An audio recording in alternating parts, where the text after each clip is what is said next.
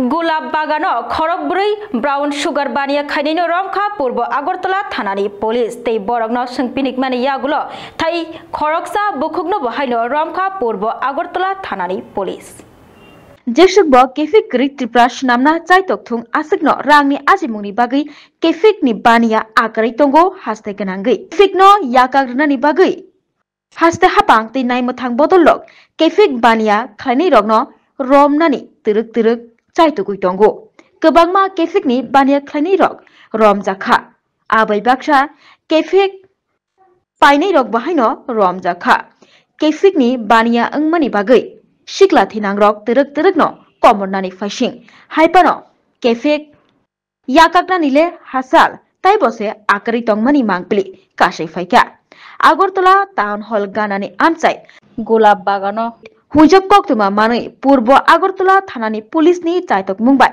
खरकब्रै brown sugar बानिया खाइनै रगनो रमखा पूर्व आगरतला थानानि police बरगनो संपिनिक मानि यागुलो तै खरकसा ब्राउन सुगार बानिया खाइनै हाइनुहाय रमजाक फिरका पूर्व आगरतला थानानि पुलिस बाय अ कक्तुमानो रगै कक्तुमा थुमनाय रगनि बसगाङो फाइ अ पार्टी मुंनि सय कक्तुमा तामो फाइ सापाइका सदर एसडीपीओ देव प्रसाद राय खोनाइनायदि जिनि मांगप्रिनि बिसिंतै ब तामसाका নেশা বিরোধী অভিযান সেটা ধারাবাহিকভাবে চলছে, এটা আপনারাও দেখছেন।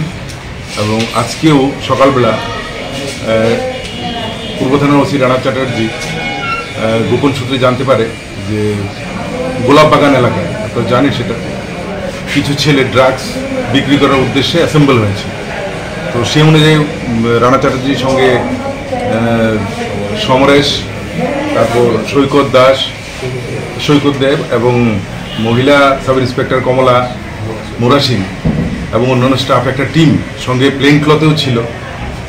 ওইখানে গিয়ে রেড করার পর 4 জনকে ধরতে পারে এবং ওদের সাথে বাইকও ছিল। ওরা পালিয়ে যাওয়ার চেষ্টাও করেছে।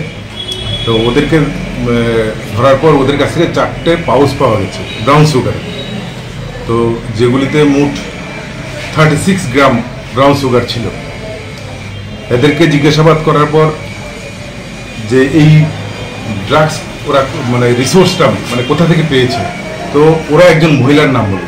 তো অ্যাকর্ডিংলি ওই মহিলাকেও,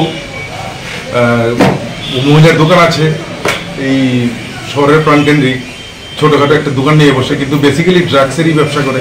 ওই মহিলাকেও আটকানো হয়। ওর কাছ থেকে 95টি ছোটো কন্টেনার ব্রাউন সুগারের পাওয়া যায় এবং ক্যাশ টাকা 16,000 পাওয়া যায়। তো ওদেরকে সবাইকেই অ্যারেস্ট করা হয়েছে এবং এই সমস্ত ঘটনার উপর ভিত্তি করে একটি সুনির্দিষ্ট একটি কেস নেওয়া হয়েছে। এদেরকে আজকে আদালতে প্রেরণ করা হবে।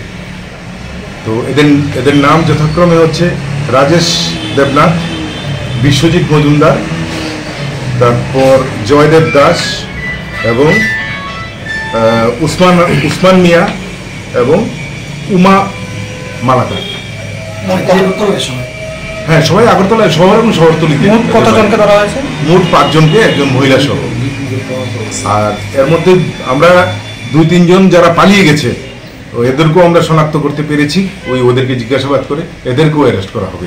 যে মহিলাকে আটক করা সেই মহিলার বিরুদ্ধে আগে কোনো এরকম মামলা না, সেটা নেই, এখন পর্যন্ত নেই। কিন্তু তারপরে আমরা দেখছি এই মহিলা এই ব্যবসার সাথে কবে থেকে জড়িত। এমনিতে মহিলা কি করে?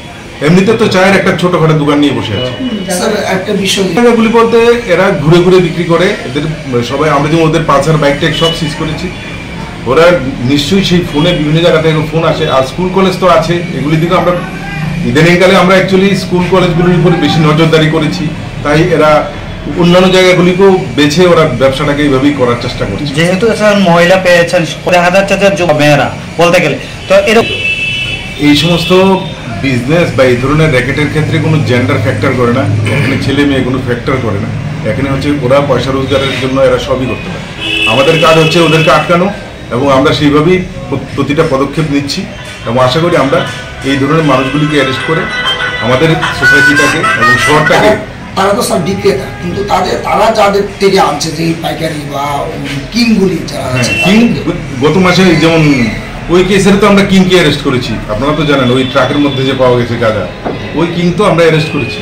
তারপর আরও অ্যারেস্ট হবে এবং কোনো কেসেই মানে মেইন যে বিক্রেতা, মেইন যে সাপ্লায়ার, ওকে অ্যারেস্ট না করে তো আমরা চার্জশিট করি না। তাদের বয়সটা কিরকম? সবার বয়স অ্যাভারেজ আমি বলে দিচ্ছি, সবার বয়স অ্যাভারেজ 25 থেকে 30-এর মধ্যে।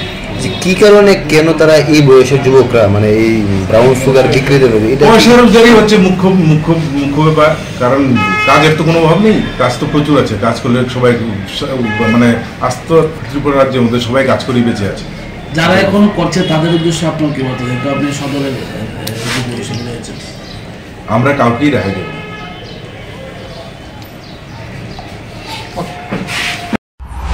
Bureau report, খোম্পই।